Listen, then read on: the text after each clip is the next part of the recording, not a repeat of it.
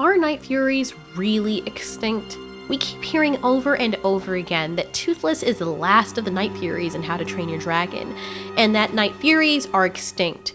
How do we know they are? If they're deemed the most intelligent species of all the dragons in How to Train Your Dragon, then if someone was hunting them down to quote-unquote near extinction, wouldn't they be intelligent enough to stay hidden even the more? Especially that their wings allow them that freedom?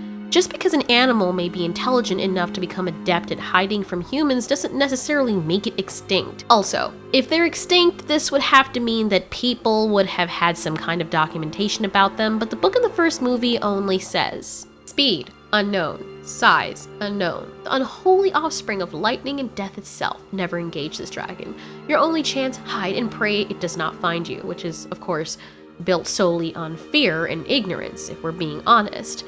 From what we can tell in the first movie, and this video is based chiefly on the films, Night Furies only come out at night so that their slick black scales can blend in with the darkness. How Hiccup was able to hit it was a miracle, or he must have been one hell of an engineer. Even though the Vikings were good at making tools, Hiccup seemed to be quite the one who was the most curious, for being honest, and the most inventive and innovative when it came to technology. The ancient Vikings would just respond by killing, but Hiccup was more so a scientist or an explorer. He used his mind a little bit more than his brawn, which he didn't really have much of from what we could see in the first movie. So, remember the show Vikings? He was essentially the Ragnar Lothbrok of his time. Now, to add fuel to this theory that the Night Furies are not extinct is what we see in the trailer for the upcoming How to Train Your Dragon 3 movie. The so-called hidden world. Is that really the only one? The Night Fury, Hiccup's female counterpart, was able to do what amounts to teleporting into this world. So, is it possible that other Night Furies or Night Furies discovered they could do this once they realized they were being hunted? Since they were very intelligent, well, it's very possible. Also, we saw in How to Train Your Dragon 2 that not even Toothless is fully aware as to what his capabilities are. There's another video that will explain why he didn't even know about the spines he had on his back. Those hidden spines that aid in his maneuverability, coupled with his ability to glow and challenge an alpha. Toothless didn't know about any of these things.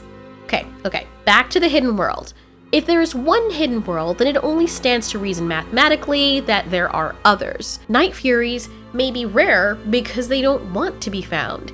Even if there are Night Furies still in existence within Hiccup's world, knowing that they are an enemy of man, they would choose to stay hidden, and that's something they can do very well since they mostly come out at night and are basically invisible when they do. Let's also take into consideration that before Hiccup introduced dragons into Vikings' lifestyle, the Vikings only had a limited region that they discovered. Hiccup found out all these other people existed and whole other regions and worlds existed because he had a dragon and he could set out to explore them. It's easy for the Vikings to have said that Night Furies were extinct if the Night Furies decided that they would avoid that region altogether when there's a whole bigger world out there that they could be hiding in. If the only place you ever knew of was your own neighborhood, and you used to see wolves visit your neighborhood for years, you would think that there were a lot of wolves. Now, if some of your neighbors started hunting a few of those wolves, and then you stopped seeing them from that time on, you would think there were no more wolves in existence. However, you'd be wrong because there's a much bigger world than just your little neighborhood, and if you ventured out enough, you would discover that not only are there many wolves, but many other animals you didn't even know existed. So, this is the argument that we opposed in order to debunk Night Furies being extinct.